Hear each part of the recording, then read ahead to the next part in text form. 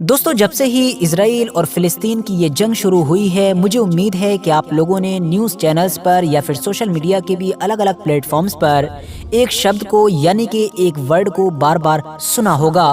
और वो वर्ड है ज़ायोनिज़्म या फिर कह सकते हैं ज़ायोनिस्ट। अक्सर ये देखा गया है कि सोशल मीडिया पर जितने भी लोग फ़िलिस्तीन को सपोर्ट करते हैं और इसराइल की मुखालिफत करते हैं, वो ये चीज़ भी लिखते हैं कि हम लोग यहूदियों के खिलाफ नहीं हैं, हमारी यहूदियों से कोई भी दुश्मनी नहीं है, बल्कि हम तो सिर्फ ज़ायोनिज़्म के खिलाफ हैं और ज़ायोनिस्ट लोगों की ही मुखालिफत करते हैं। इसके अलावा ये लोग ऐसे लोगों को भी ज़ायोनिस्ट कहते हैं या फिर उनके ऊपर ज़ायोनिस्ट होने का इल्ज़ाम लगाते हैं कि जो खुले तौर पर इसराइल को सपोर्ट करते हैं। वहीं इसके उलट दूसरी साइड में मतलब कि इजरायली साइड से भी आप लोगों को ऐसे बेशुमार लोग मिल जाएंगे कि जो चाहे दुनिया के किसी भी कोने में रहते हों, वो इसराइल को तो सपोर्ट करते ही हैं, साथ ही साथ खुले तौर पर फखरिया अंदाज में इस बात का भी ऐलान करते हैं कि हाँ, वो ज़ायोनिस्ट हैं। इवन अभी कुछ दिन पहले तो इसी जंग के दौरान ही जब अमेरिका के राष्ट्रपति जो बाइडन ने भी यहूदियों के सामने एक बयान दिया, तो उनको खुश करने के लिए खुले तौर पर ये कहा कि हाँ, मैं एक ज़ायोनिस्ट हूँ और इस बात पर मुझे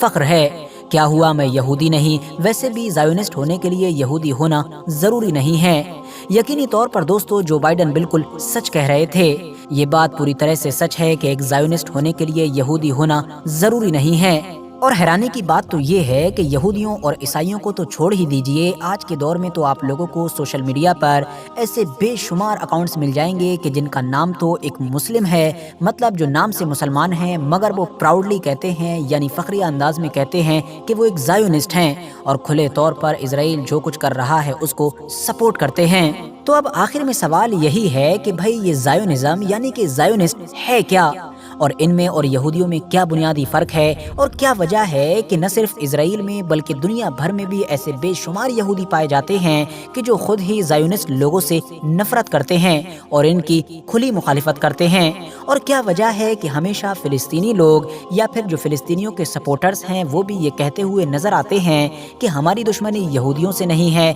बल्कि हमारी दुश्मनी तो ज़ायोनिस्ट लोगों से है, और ये लोग हमारी इस दुनिया के लिए सबसे बड़ा खतरा हैं। तो चलिए, आज की इस वीडियो में हम लोग इस पूरे मामले को समझते हैं और इससे जुड़े हुए जितने भी सवाल हैं सभी के जवाब जानने की कोशिश करते हैं। सबसे पहले तो आप लोग ये जान लीजिए कि यहूदी या फिर यहूदियत के जिसको इंग्लिश में जूडाइज्म भी कहा जाता है, ये दरअसल एक रिलीजन है। न सिर्फ रिलीजन है बल्कि क्रिश्चियनिटी और इस्लाम की तरह एक आसमानी रिलीजन है, मतलब जिसके अंदर आसमानी किताबों का और पैगंबरों और नबियों का कॉन्सेप्ट पाया जाता है। खुद यहूदियों के दावे के मुताबिक उनका ये मजहब ऐतिहासिक तौर पर लगभग 4000 साल पुराना है, क्योंकि वो अपना कनेक्शन हज़रत मूसा अलैहिस्सलाम बल्कि उनसे भी पहले गुजरने वाले एक पैगंबर हज़रत इब्राहीम अलैहिस्सलाम से जोड़ते हैं। इस्लाम की तरह ही यहूदियों में भी कुछ ऐसे बेसिक कॉन्सेप्ट पाए जाते हैं कि जिनको हम लोग उनके मजहब के पिलर्स भी कह सकते हैं। मिसाल के तौर पर सबसे पहला कॉन्सेप्ट तो तौहीद का ही है,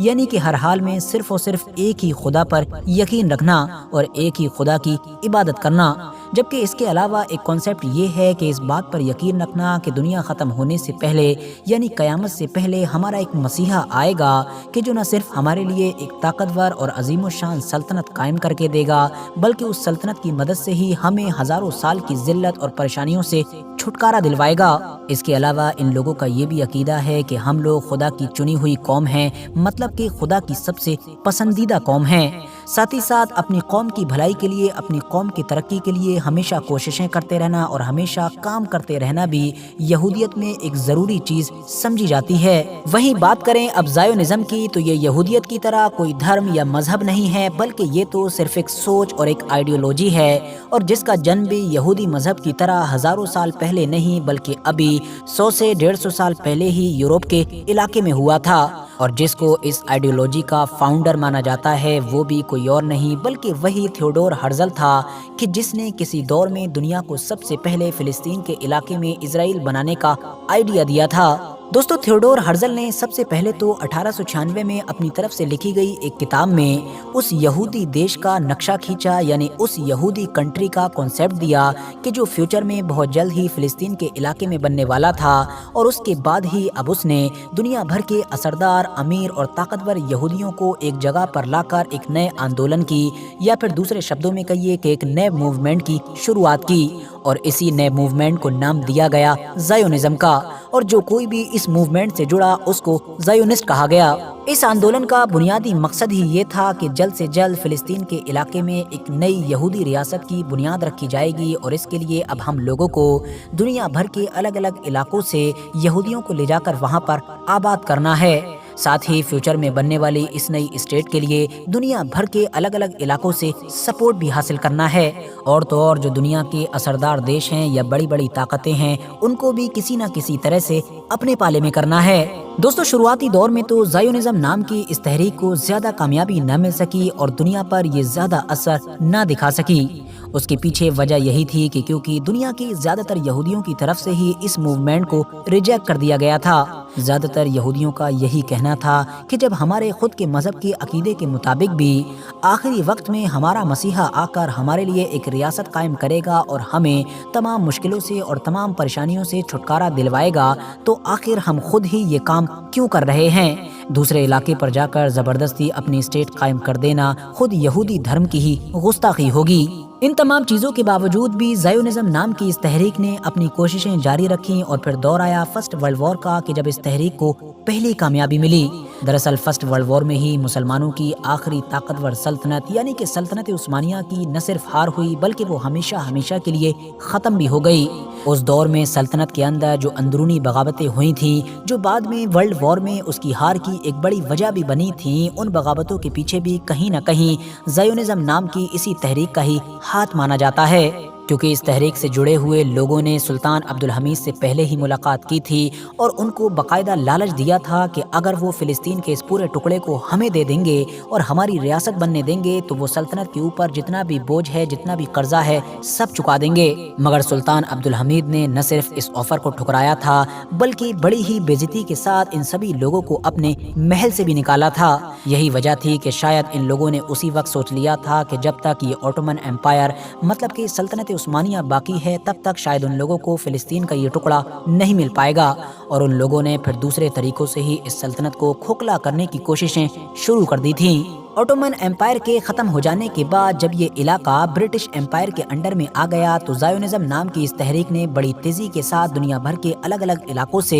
यहूदियों को ट्रांसफ़र करके फ़िलिस्तीन के इलाके में बसाना शुरू कर दिया। और आखिर में इस तहरीक को सबसे बड़ी कामयाबी सेकेंड वर्ल्ड वॉर में मिली कि जब हिटलर की तरफ से यूरोप के इलाकों में यहूदियों के ऊपर किए गए खतरनाक जुल्म सितम की वजह से यहूदियों के लिए दुनिया भर में एक अलग लेवल की हमदर्दी पैदा हुई। तमाम यूरोपियन ताकतों ने भी अब इस मुद्दे को सपोर्ट करना शुरू कर दिया कि हाँ भाई, यहूदियों का अपना एक अलग देश होना चाहिए और वो भी फिलिस्तीन के इलाके में होना चाहिए, क्योंकि वहाँ पर यहूदियों की एक बड़ी आबादी ऑलरेडी पहुँच चुकी थी। और फाइनली सन 1948 में ज़ायोनिस्ट लोगों को अपने उस मिशन में कामयाबी मिल भी गई कि जिस मिशन पर वो पिछले 50-60 साल से बड़ी शिद्दत के साथ काम कर रहे थे, क्योंकि इसी साल ही इन लोगों ने ब्रिटिश एम्पायर और अमेरिका जैसी बड़ी ताकतों के बलबूते पर अपनी उस नई रियासत, अपनी उस नई स्टेट को बनाने का ऐलान कर दिया कि जिसको आज के दौर में हम सब लोग इजराइल के नाम से जानते हैं। दोस्तों, जहां एक तरफ सन 1948 से पहले ज़ायोनिज़्म नाम की इस तहरीक का मकसद ये था कि हर हाल में फिलिस्तीन के इलाके में यहूदियों का एक नया देश बनाया जाए,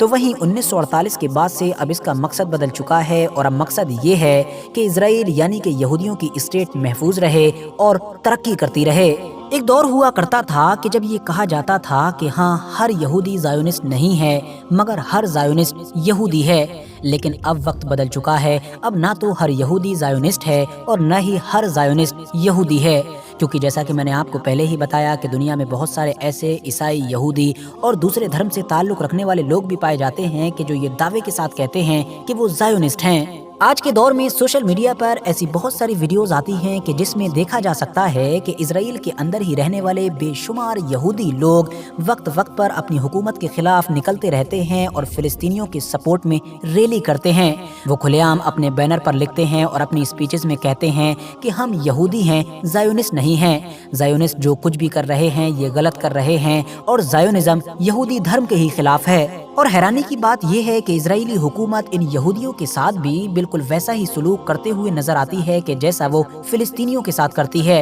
मतलब इनके प्रोटेस्ट और इनकी आवाज को दबाने के लिए फोर्स का इस्तेमाल करती है और अगर जरूरत पड़े तो जुल्म सितम भी करती है। तो कुल मिलाकर अब ये कहा जा सकता है कि यहूदियत एक मजहब है यानी रिलीजन है, जबकि जो ज़ायोनिज़्म है वो दरअसल एक आइडियोलॉजी और एक सोच का नाम है। इंटरेस्टिंग बात ये भी है कि जितने भी ऐसे यहूदी आप लोगों को मिलेंगे कि जो ज़ायोनिस्ट भी होंगे वो बाकी यहूदियों के मुकाबले में कम धार्मिक होंगे, यानी खुदा या फिर आसमानी किताबें जैसा कि तौरात, तालमुद वगैरह में उनकी दिलचस्पी काफ़ी कम नज़र आती है। वो ज़्यादातर इसराइल से रिलेटेड ही बातें करते हैं, मतलब फ़ौज ज़्यादा से ज़्यादा ताकतवर कैसे बनाई जाए, दुनिया भर में इसराइल के लिए ज़्यादा से ज़्यादा सपोर्ट कैसे हासिल किया जाए, इसराइल को और भी ज़्यादा तरक्की याफ्ता कैसे बनाया जाए, यही सारी चीज़ें ही उनके लिए सबसे ज़्यादा मायने रखती हैं। और इस बात से भी मुंह को नहीं फेरा जा सकता है कि ज़ायोनिज़्म नाम की ये सोच, ये आइडियोलॉजी आज के दौर में इतनी ज़्यादा ताकतवर हो चुकी है कि अमेरिका जैसे देश में तो कोई इंसान राष्ट्रपति पद का चुनाव इनकी इजाज़त के बगैर या फिर इनकी मर्जी के बगैर जीत भी नहीं सकता है।